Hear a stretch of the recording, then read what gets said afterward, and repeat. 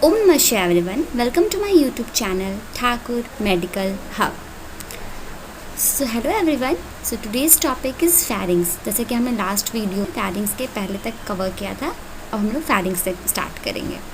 The tube connecting the esophagus to the oral cavity is called pharynx.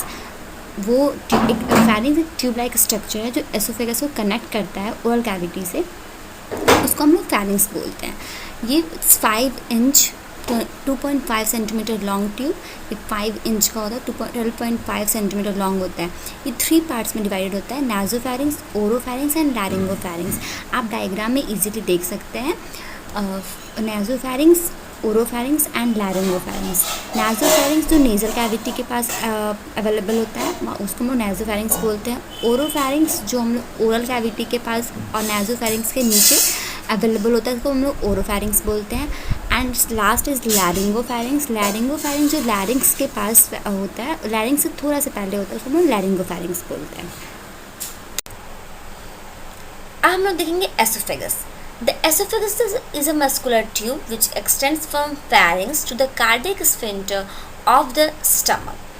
अब oesophagus क्या है? Oesophagus एक muscular tube है जो pharynx से लेकर cardiac sphincter of the stomach की कार्डियक स्फिंक्टर यानी कि स्टमक के अपर पार्ट में कार्डियक स्फिंक्टर होता है वहाँ पे एक, वहाँ तक के एरिया को हम लोग एसोफेगस बोलते हैं. It is about 10 inch long और 25 centimetre and 2 centimetre wide tube. ये इसका जो लेंथ होता है वो 10 इंच होता है या फिर आप 25 सेंटीमीटर भी बोल सकते हो, और इनका जो विड्थ होता है वो 2 सेंटीमीटर होता है. Sphincter is found in the upper and lower part of the esophagus which are made up of muscles. अब एसोफेगस के ऊपर में भी स्फिंक्टर पाया जाता है और नीचे में भी. अब स्फिंक्टर क्या होता है पहले तो हम ये देख लेते हैं. स्फिंक्टर वो पार्ट होता है जो हमारे उस पर्टिकुलर पार्ट्स के जैसे मान लीजिए अगर एसोफेगस है, एसोफेगस में जो स्फिंक्टर है वो स्फिंक्टर हमारे जो फूड एसोफेगस में आ गया है उसे वापस माउथ में जाने से रोकता है. ये मेनली स्टॉपेज का काम करता है, यानी कि बैरिकेड का काम करता है, रोकने का काम करता है. ओके, तो कौन कौन से स्फिंक्टर हैं एसोफेगस के पास? Cricopharyngeal sphincter and the cardiac sphincter. इनसे दो नाम से जाना जाता है. 2 पार्ट्स होते हैं, cricopharyngeal sphincter and the cardiac sphincter. Okay, moving to the next. Cricopharyngeal sphincter, इसका मेन फंक्शन होता है prevent air from entering the oesophagus during respiration. जैसे कि मैंने आपको बताया कि स्फिंक्टर का काम ही होता है चीज़ों को रोकना, बैरियर का काम करता है वो. तो जो क्राइकोफ्रेंजियल स्फिंक्टर होता है वो क्या करता है, जो हम लोग हवा रेस्पिरेशन के थ्रू लेते हैं उसे रोकता है एसोफेगस को. जैसे आप यहाँ पे दिख रहा है कि is to prevent the air from entering the oesophagus during respiratory. तो ये क्या करता है, जब हम लोग सांस लेते हैं तो एसोफेगस में हम हवा को जाने से रोकता है, यानी कि हमारा जो विंड पाइप और फूड पाइप एकदम लिटिल बिट के दूरी पे होता है. तो ऐसा कन्फ्यूज़न ना हो जाए, दिक्कत ना हो जाए, इसलिए जो स्फिंक्टर होता है क्राइकोफ्रेंजियल स्फिंक्टर वो क्या करता है, हमारे हवा को जो हम रिस्पायरेशन लेते हैं उसको एसोफेगस में जाने से रोकता है, प्रिवेंट करता है. ठीक है, क्राइकोफ्रेंजियल स्फिंक्टर को हम लोग अपर एसोफेजियल स्फिंक्टर भी बोलते हैं. ये यहाँ पे अवेलेबल होता है, यहाँ पे फैरिंग्स है, जैसे हम लोगों ने पहले देखा फैरिंग्स, उसके जस्ट बाद ही ये पूरा जो वाइड पाइप आपको दिख रहा है ये है एसोफेगस. एसोफेगस के स्टार्टिंग में स्फिंक्टर है एंड एंड पार्ट में भी स्फिंक्टर है. तो अपर पार्ट को हम लोग बोलते हैं क्राइकोफ्रेंजियल स्फिंक्टर, जिसको हम लोग अपर एसोफेगल स्फिंक्टर भी बोलते हैं, और जो डाउन में है उन्हें हम लोग कार्डियक स्फिंक्टर बोलते हैं, जिसको हम लोग लोअर एसोफेगल स्फिंक्टर भी बोलते हैं, जो यहाँ पे अवेलेबल होता है. Acidic content of the stomach from the moving upwards into the oesophagus. अब कार्डियक स्फिंक्टर जो है जो नीचे पार्ट पे है वो क्या काम करता है, जैसे कि हमने बताया आपको कि एसोफेगस जो होता है वो स्टमक के लास्ट पार्ट में स्टार्टिंग पार्ट तक अटैच्ड होता है. तो ये क्या करता है कि इस स्टमक में जो भी एसिडिक सब्सटेंस होते हैं, जितने फूड पार्टिकल्स होते हैं और जितने भी HCl रिलीज़ होते हैं और भी सारे कॉम्बिनेशंस रिलीज़ होते हैं, उसको वापस से एसोफेगस में आने से रोकता है, प्रिवेंट करता है. ओके, अब हम लोग बात करेंगे स्टमक के बारे में। तो स्टमक ये जे शेप का होता है mainly, it is J in shape which is located in the epigastric region of umbilical region and the left hypochondriac region of the abdominal cavity. अब ये देखिए, जो स्टमक है ना वो कहाँ पे, सबसे पहले देख लेते हैं स्टमक किस शेप का होता है। तो ये जे शेप का होता है, जैसे आप देख सकते हो, अगर आप इंग्लिश में जे लिखोगे तो ये कुछ जे शेप का आपको दिखेगा। और इसका जो लोकेशन होता है एब्डोमिनल कैविटी में, एब्डोमिनल कैविटी हमारे यहाँ से लेके यहाँ तक होता है, हमारा 9 एब्डोमिनल कैविटी होता है। उस 9 एब्डोमिनल कैविटी में जो स्टमक है वो अम्ब्लाइकल रीजन के लेफ्ट हाइपोकैंड्रिक रीजन में पाया जाता है। हम लोग स्टमक का पोजीशन अगर देखते हैं तो स्टमक के जस्ट ऊपर सुपीरियर में डायफ्राम होता है, एसोफेगस होता है जो हम लोग क्लियर नज़र आ रहा है, डायफ्राम आपको दिख रहा है, तो डायफ्राम यहाँ पे प्रेजेंट होता है। ओके, इन्फीरियरली यानी कि नीचे क्या क्या पाया जाता है, स्मॉल इंटेस्टाइन, ट्रांसवर्स कॉलन और स्मॉल इंटेस्टाइन हमारा स्टमक के जस्ट नीचे पाया जाता है।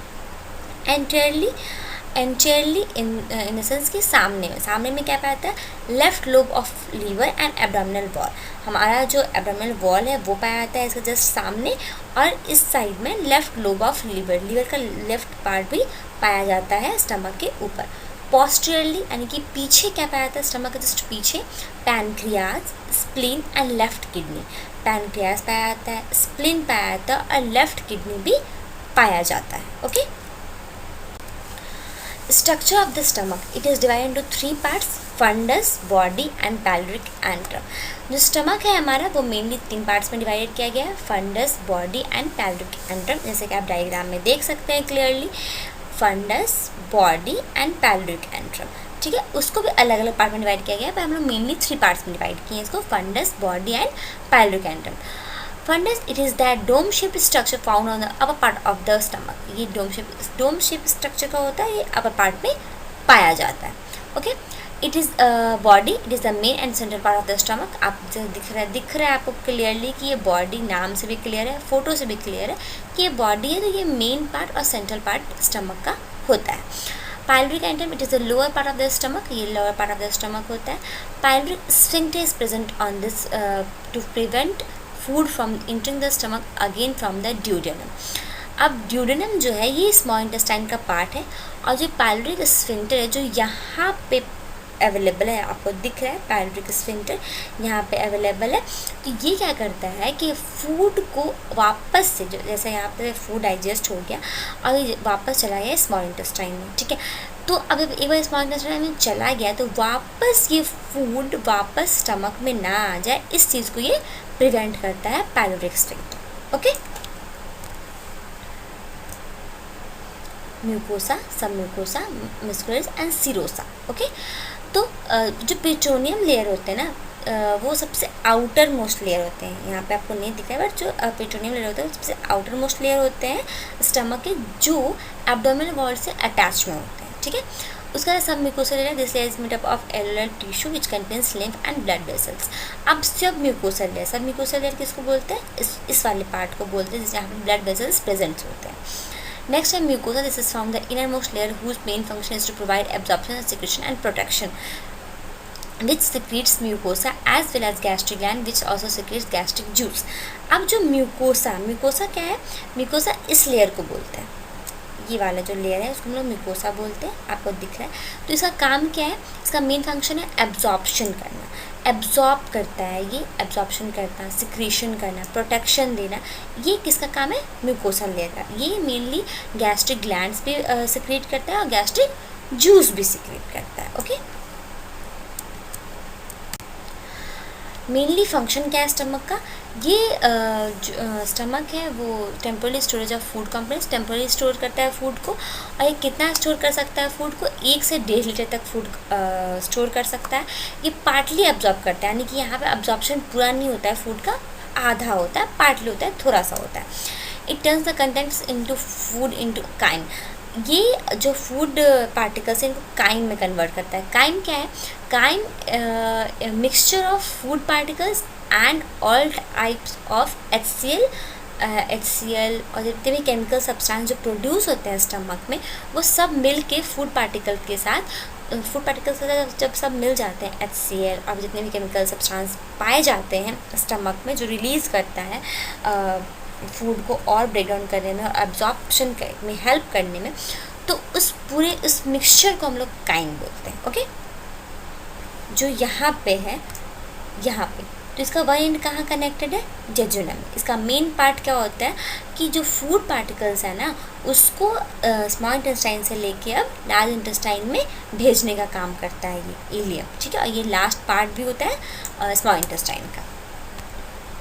यार जो छोटे छोटे लेयर्स दिख रहे हैं, छोटे छोटे विलाई लाइक स्ट्रक्चर दिख रहे हैं, इसको हम लोग विलाई बोलते हैं। जो यहाँ पे नेक्स्ट वाले फोटो में दिख रहा है आपको म्यूकोसा में, उसको हम लोग विलाई कहते हैं और इसका मेन काम होता है एब्जॉर्प्शन करना। ओके,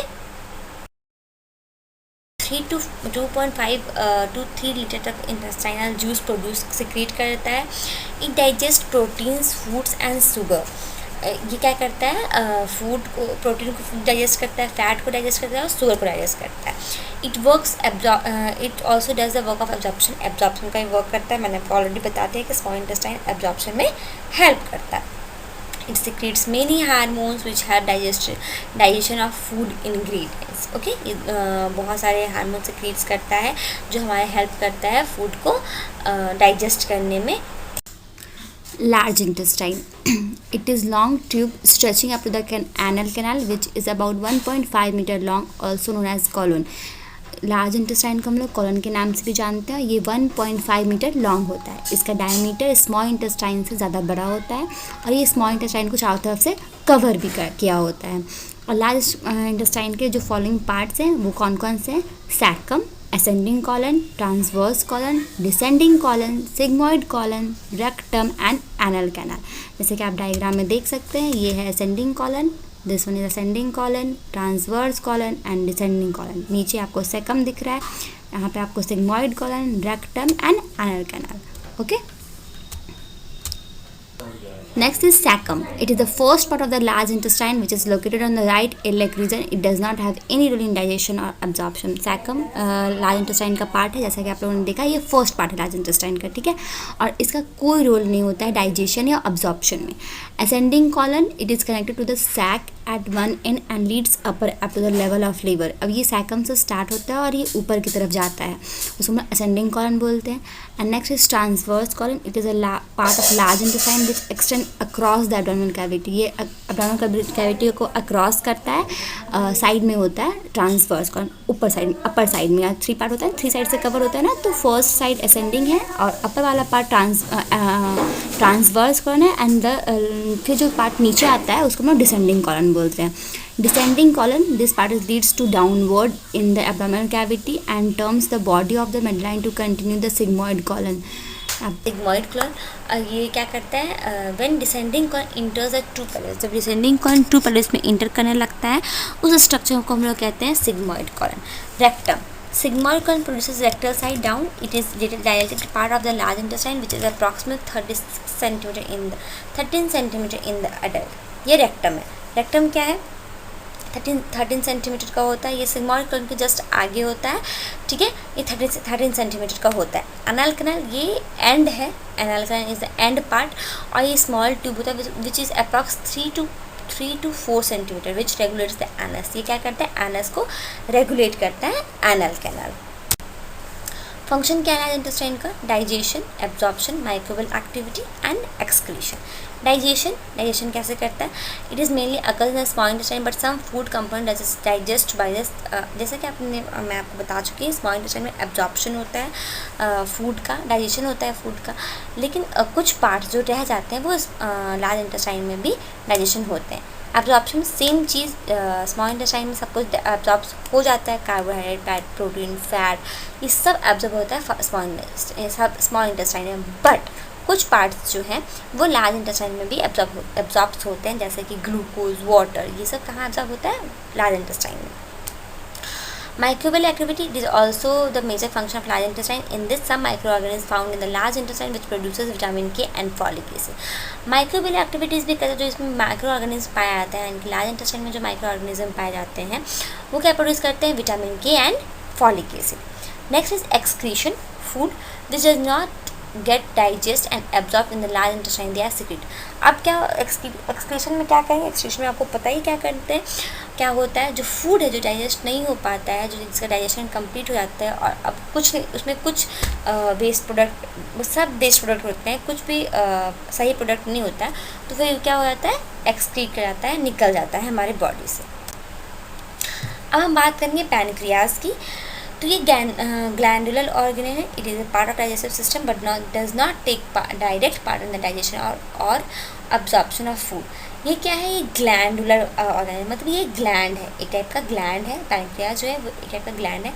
ये हमारे डाइजेस्टिव सिस्टम का भी पार्ट है बट ये डायरेक्टली पार्ट नहीं लेता है डाइजेशन में, ठीक है, ये इनडायरेक्टली पार्ट लेता है हमारे डाइजेस्टिव सिस्टम में, डाइजेशन के प्रोसेस में।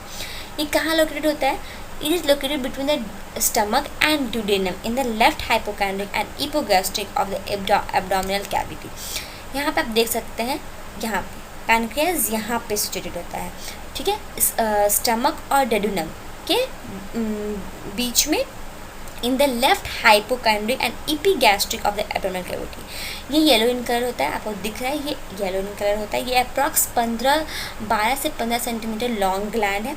ये मेनली 3 पार्ट्स के होते हैं, हेड, बॉडी एंड टेल। यहाँ पर दिख रहा है, ये वाला जो पार्ट है ये इसको हम लोग बोलते हैं हेड, बीच वाली पार्ट को हम लोग बॉडी बोलते हैं और लास्ट वाली पार्ट को हम लोग टेल बोलते हैं। Glucagon and to glucose and increase blood glucose level. इसका काम क्या है, हार्मोन को कन्वर्ट करता है, glucagon to make hormone to hormones बनाता है जो ग्लाइकोजन को ग्लूकोज में कन्वर्ट करता है और ब्लड ग्लूकोज लेवल को इंक्रीज़ करता है, यानी कि मेंटेन करते रहता है, ठीक है, कम हो गया तो ये मेंटेन कर देता है। ये इंसुलिन भी प्रोड्यूस करता है, सेम ही है, इंसुलिन भी प्रोड्यूस करता है। इसका मेन फंक्शन है कार्बोहाइड्रेट को मेटाबॉलिज्म करना, ठीक है, इसका मेन काम क्या होता है, कार्बोहाइड्रेट को मेटाबॉलिज्म करना। ग्लूकोज लेवल मेंटेन करता है, मैंने पहले बता दिया। The juice which is secrete by the pancreas is called pancreatic juice. Pancreas एक टाइप का जूस सिक्रेट करता है जिसको हम लोग पैनक्रियाटिक जूस भी बोलते हैं। Let's moving the largest gland of the body that is known as liver. Liver को हम लोग सबसे largest gland of the body बोलते हैं, सबसे लार्जेस्ट ग्लैंड है हमारे बॉडी का और सेकेंड लार्जेस्ट ऑर्गन है हमारे बॉडी का। It is located at the bottom right side of the diaphragm in the abdominal cavity in the right hypochondric area of the abdominal cavity, the epigastric region of the left hypochondric region। ये कहाँ located होता है, left right side में, diaphragm के left side में, abdominal cavity में, right हाइपोकैंड्रिक area में, ठीक है। द हाइपोकैंड्रिक एरिया में भी होता है, सॉरी, एब्डोमिनल कैविटी के राइट हाइपोकैंड्रिक में एरिया में भी थोड़ा सा पाया जाता है इसका पार्ट, एपिगैस्ट्रिक रीजन में भी थोड़ा सा पार्ट पाया जाता है, द लेफ्ट हाइपोकैंड्रिक रीजन में भी थोड़ा सा पार्ट पाया जाता है लीवर का। लीवर को 4 सेक्शन में डिवाइड किया गया है, right large lobe, left small lobe, quadrate lobe and quadrate lobe. The right big lobe and small big lobe are seen when looking at the liver from front side। अगर हम liver को front side से देखेंगे तो वहाँ पर कहाँ क्या दिखाई देगा हमारा, हमको right big lobe and left small lobe, okay. और जब हम लीवर को बैक साइड से देखेंगे तो वहाँ पर 4 बैंड अपीयर दिखाई देंगे which as left small lobe, right large lobe, quadrate lobe and the quadrate lobe. ये चारों लोब हमको बैक साइड से क्लियरली नजर आएंगे।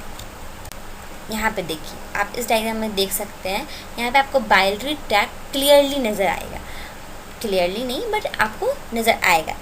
यहाँ पे आप इस डायग्राम में आप बाइलरी ट्रैक्ट को देख सकते हैं।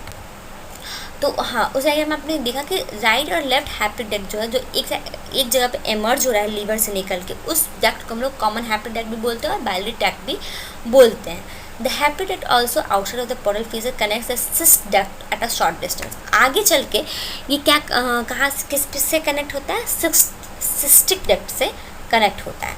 Cystic duct emits from the gall bladder. ये कहाँ जो सिस्टिक डक्ट होता है वो कहाँ से निकलता है, गॉल ब्लैडर से, ठीक है। These two channels together form a common bile duct। ये जो सिस्टिक डक्ट है जो गॉल ब्लैडर से निकलता है और कॉमन हैप्टिक डक्ट, ये दोनों मिल के क्या बनाते हैं, common bile duct. The main pancreatic duct and the common bile duct together form the hepatopancreatic valve which is also known as sphincter of Oddi which opens in duodenum। अब ये दोनों मिल के एक डक्ट का निर्माण करते हैं जिसको हम लोग बोलते हैं हेपेटोपैनक्रियाटिक वाल्व। नाम दे, हेपेटो मीन्स लीवर होता है, पैनक्रियाटिक यानी पैनक्रियास जो बाइल डक्ट आ रहा है उसको दोनों को मिला के एक नाम दिया गया है हेपेटोपैनक्रियाटिक वाल्व, जिसको हम लोग स्फिंक्टर ऑफ ऑडी के नाम से भी जाना जाता है। और ये जो डक्ट है वो कहाँ खुलता है, स्मॉल इंटेस्टाइन के डिडोनम पार्ट में खुलता है। ओके, यहाँ पे आप डायग्राम में भी देख सकते हैं बोई लाइक स्ट्रक्चर जो ग्रीन कलर का दिखता है वो हमारा गॉल ब्लैडर है। ये मेनली 8 to 10 सेंटीमीटर लॉन्ग होता है। ये बैक सरफेस में लीवर से कनेक्ट होता है। इसके 3 पार्ट्स होते हैं, इसके भी 3 पार्ट्स होते हैं, फंडस, बॉडी, नेक। फंडस, बॉडी, नेक, आपको डायग्राम में क्लियरली नजर आएगा। फंडस, बॉडी, नेक। गॉल ब्लैडर का काम क्या है, फंक्शन क्या है इसका, ये बाइल जूस स्टोर करता है और जो स्टोर जूस होते हैं उनको रिलीज करता है जहाँ जहाँ ज़रूरत होती है। ये बाइल जूस भी स्टोर भी करता है और जहाँ जहाँ इसको ज़रूरत होता है वहाँ वहाँ वो प्रोड्यूस भी करता है। That's it, this is the end of digestive system, digestion part. Hope you all like it. Thank you so much for watching Thakur Medical Hub and giving your precious time to watch my video। and मुझे आशा है कि आप लोगों ने कुछ ना कुछ तो मेरे इस वीडियो से सीखा ही होगा। सो प्लीज़ अपना कीमती कमेंट्स हमारे कमेंट बॉक्स में ज़रूर डालें। And thank you so much for watching. Don't forget to follow, like and subscribe my channel. Thank you.